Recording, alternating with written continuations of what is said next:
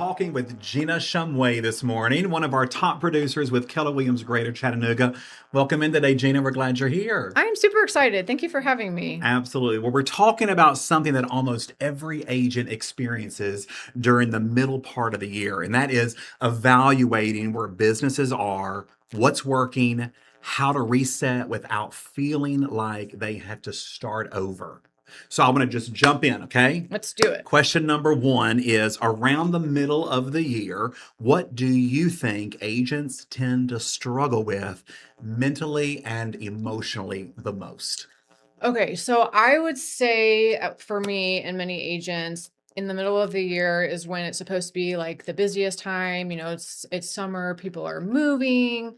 But then also sometimes when you're looking at what your goals were for the year, right when the time comes for you're in the middle of the year, if you're not hitting those goals, it can kind of be a little bit like demoralizing or like, Mm, well, so and so is doing really well, but I'm here, and sometimes it can feel a little bit overwhelming or challenging, or I'm doing this and that. Why am I not hitting, that benchmark that I want, so to speak? sure. So would you say mindset would be important to make sure you're on top of your game mindset wise in the middle part of the year? Absolutely. I think, real estate is it's a grind. There's a lot of things that you have to like constantly be doing, and you have to stay on top of it. In the middle of the year, I think it can be easy to have, your commitment kind of waver, in the first part of the like the year, your first quarter, you've got your New Year's resolutions, you have your Mm, goals and whatnot. And then in the middle of the year also, it's summer, kids are out of school. Maybe you just kind of tend to want to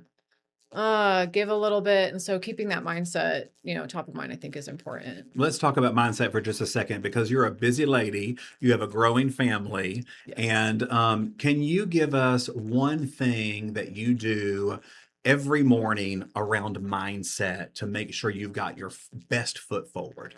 I always start my morning with prayer. Okay. The beginning of the day, I wake up, turn off my alarm, and I get on my knees.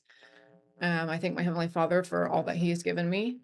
And take my kids right now. I'm taking my kids to swim, but I look at my calendar, make sure that I have my day set. And generally when I'm getting ready, I always say to myself, you can do this. Like just every morning. I You can do love this. that. And I go. Speaking to yourself, right? Yes. Yeah, Speak it into existence. I love that. Have you ever had a year where things didn't start the way you hoped, but they ended strong? Tell us about that. What changed? Oh my goodness. There's a lot of years. So I would say, so last year in particular was a very defining year for me. Not in the way that I expected, but I think overall it's going to be life changing. So at the beginning of last year, I actually I owned my team with a partner. Okay. And we actually purchased the team together a few years back. And at the beginning of last year, we were like, things aren't really going exactly how we wanted them to. There's a lot of turnover with agents. I mean, a lot of the things that when you own a team, I mean, just it's the classic agent revolving door, just all the things. And so we decided to move to Keller Williams because we had actually been with Keller Williams and left. Don't make that mistake.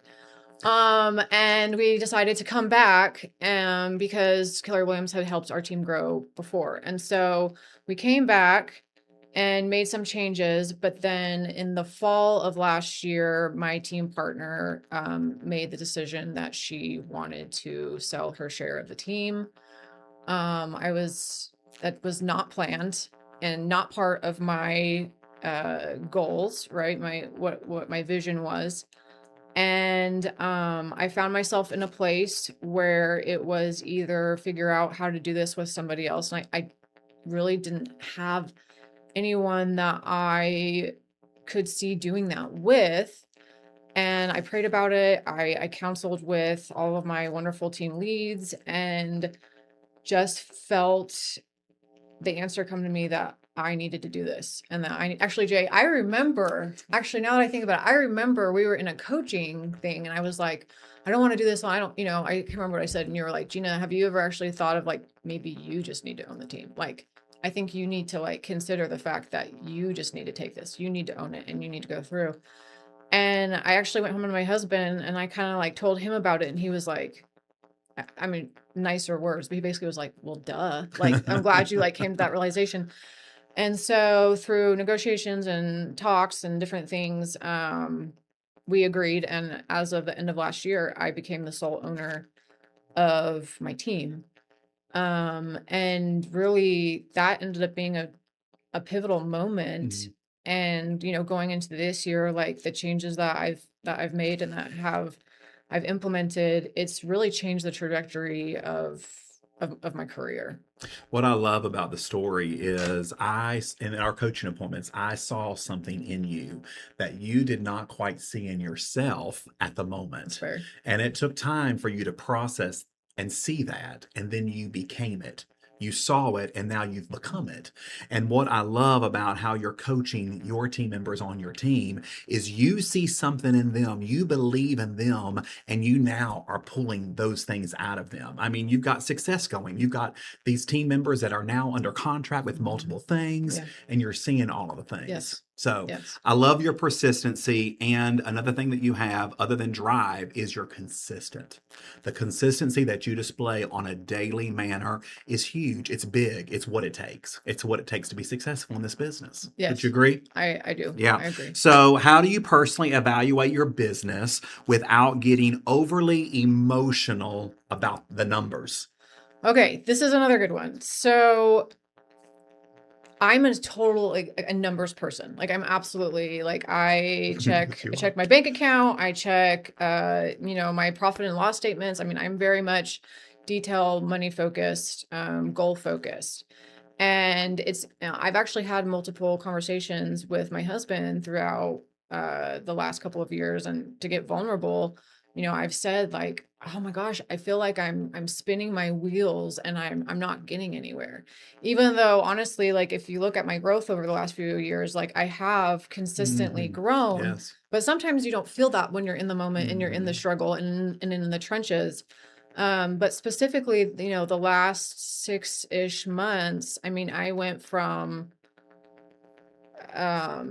like myself and my team partner, and when we came here, we had one agent on the team with us. And then when I took over my team, it was just literally it was me and then that agent that was on my team, and then my team partner stayed for a little bit. But then I actually, I'll talk about this in a second, but I made changes, and since then, I've hired 2 new agents, and as you talked about, I've really poured my soul into them, and I've watched them grow to where now they're under contract, they're growing their pipelines.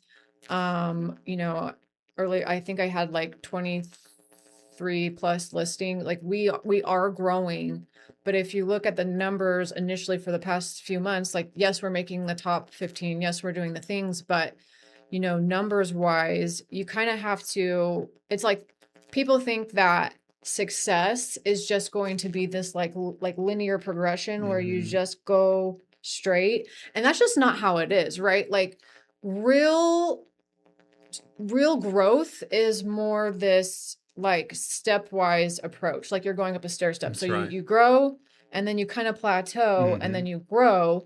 And what I realized was, because I want to grow a team, I want to see other agents succeed and build them up.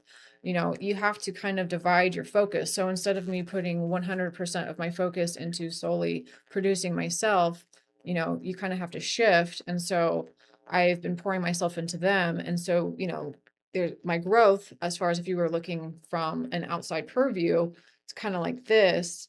But now, in June, like this month coming up, we will have the best month that my team has had to Love date. that. I love that. So, you have to keep that mindset. Sure. And I think as agents, we all naturally hit ceilings.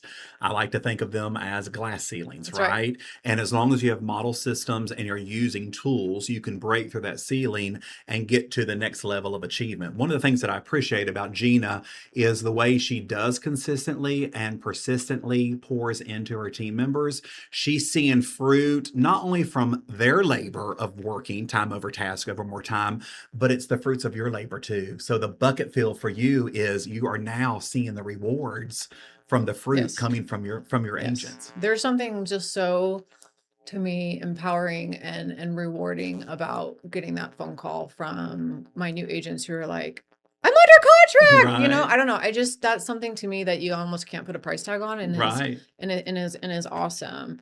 That's awesome. And one of the other things that I was going to mention, is if you hit that ceiling, is trying to find what it is that you need to change in order to like break Yes. through it. So I actually went to Keller Williams family reunion for the first time, because you once again invited me to, and I needed to do the things. And so I went there, and I actually joined, when I was there, I wasn't even looking for it. They have all these different like, what do they call them? Tracks that you can go Yes. Yeah. on. And one of the tracks that I really noticed, it was about leadership. And so I went to family reunion with two like questions, like two main goals. And the biggest goal that I had was, how do I effectively build a team? Like I want to do this effectively. I want to do this right. How do I become a leader? And so I went there and ended up meeting, this business called KW Talent, which is, what do they call it? A community inside Yes. of Yes. Keller Williams. And I went there and I took one class, and I was like hook, line, and sinker. I mean, I went to every single class that they offered, and they basically, their expertise is to teach you how to become the CEO of your business and how to grow your business. And so I joined them in February, and I'm in June. So I've only been with them for not even quite 4 months. Mm-hmm. And the level of growth that I've seen, and also just in myself as a Right. leader, has been, um, kind of humbling, Yeah. and also very, very motivating. Because if I can make this much growth in 4 months, like what can I do in a year? That's right. Well, and you've been through some really hard things, like from your team partner exiting the business, and now you're a sole owner. I mean, you've had some big decisions to make. So, my question is, when things feel off in your business, where do you look first before deciding what needs to change? I look in the mirror. I love that. I um, love that. I really and truly, sometimes it's very easy, at least for me. I don't want to say victim mentality, but like, oh, like I hear this time and time again, like, oh, the market is so hard right Hmm. now, or, this is so difficult, or I just, I can't. And to me, um, once again, mindset is so important. And one of the things that I really reflected on this past year is like, how do I become a leader? Like, how do I become the best that I can be? Because if I can become the best version of myself, then not only will I be able to serve my clients better, not only will I be able to show up for my family better, not only will I be able to be, I mean, a disciple of Christ, and agents will want to come be with me. They That's will want right. to come work with me, because if I'm a leader, and I know the things, and I'm on top of the game, and also know how to motivate them, like, then they will want to be a part of the team. And I want to be the best possible leader that I can, because these agents who are on my team, they have put their trust, That's right. right? That's right. And I don't take that lightly. Like, Sure. that's a big deal. Just as, like, I look at my team leads from Keller Williams, our market center, and I watch what you guys do. Like, I want to do that. I want to become like that. Like, when I leave Keller Williams team meetings on Thursdays, like, I'm usually like, oh, let's go, like super pumped. And like, that's what I want when people leave like my team meetings, is I want them to be like, I can do this. Like, this is great. Life is great. Like, I don't care. I don't care that the market is tough right now. Like, I'm going to succeed. I'm going to find the deals. I'm going to do, Right. do the things and be successful. Like, no one's going to stop me. I love that. It's a mindset thing again. Absolutely. So let's talk about habits or even activities that help you stay grounded and focused when results feel maybe a little bit inconsistent. So I think there's two ways to look at this. If results are inconsistent, then once again, you need to reflect back on yourself. Like, Okay. are you doing the lead generation? Are you time blocking? Truthfully, time blocking is like, I have a love-hate relationship with time blocking because I do think it's very important because you have to make sure that you're doing the most important things. There's a book called The One Thing. If you haven't read it, you have to read it. But I love that book because it puts like you have to. So I was in the medical field before I became a real estate agent. So they call it triaging. So the most important urgent things, that's level one. And then you triage down. And so that way, like when I used to work in the emergency room. So like the people who were dying and they had to be treated right then, they're number one. So like the same thing in real estate, like I triage what my to-do list is and the most important things get done first. So, your lead generation, your contract deadlines, like those specific things, the time is of the essence, those things, you got to make sure that those things get done. Your follow-up, like the fortune is in the follow-up every single time. Yes. So, and if you are busy like me, also just make sure that you have your touches in, like use your smart plans, use different ways to make sure that you're still nurturing your database. And the other thing that keeps me grounded and focused is my family. Like I am very much a D in the disc profile. I'm actually a DI, but people don't see the I as much when I'm in the work mode because it very much takes over when I'm at work. Getting it done. You got to get it done. But for me, in order to stay grounded and to keep focused, like my motivation is my family and God. And so like to stay grounded and to keep a good mindset, like sometimes for me, it's putting this away. Yeah. Like screen detox is very important. I actually put on my voicemail on my phone. It's so important to me that I have started to let people know that I'm setting boundaries for myself in order to protect not just my relationship with my family, but my own mental health. So if you call me and you get my voicemail, it's going to say, if you've reached me between the hours of 4 and 7 p.m., I've likely put away my phone to spend time with my children. And that's so that I can get the rest and the relaxation that I need. So that way I can protect also my mental health to be able to be productive and to be able to be there emotionally for myself, my agents, my clients, my family, everybody. And so, yes, you need to make those most important things for your business a top priority.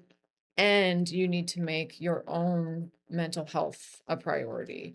Because if you don't, you can ride that burnout. And I have ridden that burnout so many times. It's so easy. It's very easy. Yeah. Well, I love that you're putting boundaries in place. You're time blocking. I can remember in production when I'd get a call and it'd be at 5 o'clock and somebody want to go rush and see a house at 6 o'clock. It was easy for me to say, I've got an appointment at 6 o'clock. It happened to be dinner with my family. Mm-hmm. I could do that tomorrow at 10 or 2, which works better for you. Put them back in the driver's seat. They get to choose the time, but it really worked around your schedule, right? Yep. Gina, if there is someone sitting on the other side of this camera, this video today, and they're feeling discouraged, they're feeling behind, it's mid-year, right? What would you want them to hear from you? Don't stop. I mean, I don't, it's worth it. It's always worth it. But, the conversations that I'm having right now with some of the agents on my team, because they are newer, right? So they're in that, that beginning phase is you're doing all of this work. And sometimes you're just wondering like, okay, well, when is my time to shine? Like, when have I made it? And, what, studies have shown that, what you're doing right now, you're not going to see the fruits of your labor for 3 to 4 months, right? So, and that's just to see the beginning of it. Like whatever you're doing right now, nurturing your clients, getting those leads and whatnot, generally speaking, they're not going to close for probably 3 or 4 months on average, at least in the investment space specifically. Mm-hmm. And so you really have to stay at it for 6 months to a year to really see what you're accomplishing and what you've been doing. And so I think, once again, mindset is important. Keep doing the things. One of the quotes that I really love is, you only fail when you stop trying, right? I love that. So And the other thing is you fail forwards. That's right. So, for instance, I got an appraisal on a property that was supposed to close literally tomorrow. That came anyway. It appraised for $34,000 less than the contracted price. Got it last night. And I had to go be part of a swim meet literally 5 minutes later. Like, I was the first place judge. I had to be on it, Oh, like wow. every single event. Like, I was supposed to be very present. I'm the one making the decision on who makes first play. Like, it's, A big deal. you have to be mentally present. And I just told myself, like, it's okay, and I will figure this out. And so today, this morning, when I got here to work, I did all of, I found all the things to, request reconsideration for the appraisal. And even though now my closing is delayed, Mhm. I know that the paycheck will come, right? When something falls through and a deal falls through, it can be so hard to be like, oh my gosh, like everything that I worked for just crumbled. Like, literally, sometimes it can be kind of just disheartening when you work so hard and then right at the very end something falls apart and you watch that entire paycheck just be gone. Sure. But the truth is, it's coming. It may not be right now, but it's coming. And so that's really what I tell myself when something goes wrong is, it's okay. I just have to wait a little bit longer, and it will come. Patience pays off Mhm. every single time. Mhm. And, I know that to be true. And sometimes, it turns out even better than you expected. That's right. Yeah, even a better reward, An right? even better reward. So Gina is saying, don't stop, don't give up, right? It's time over task over more time that you see those true rewards. I want you to know, Gina, that we here at Keller Williams Greater Chattanooga, we're honored to be in business with you. I'm so proud of who you not only have been, but who you are becoming and who you will be in the future for your team, for your agents, for your family. I love watching your growth. So we're honored to be in business with you, and thank you for choosing KW Greater Chattanooga. Thanks, Jay. There's no place I'd rather be. Oh, fantastic. Good morning. We're talking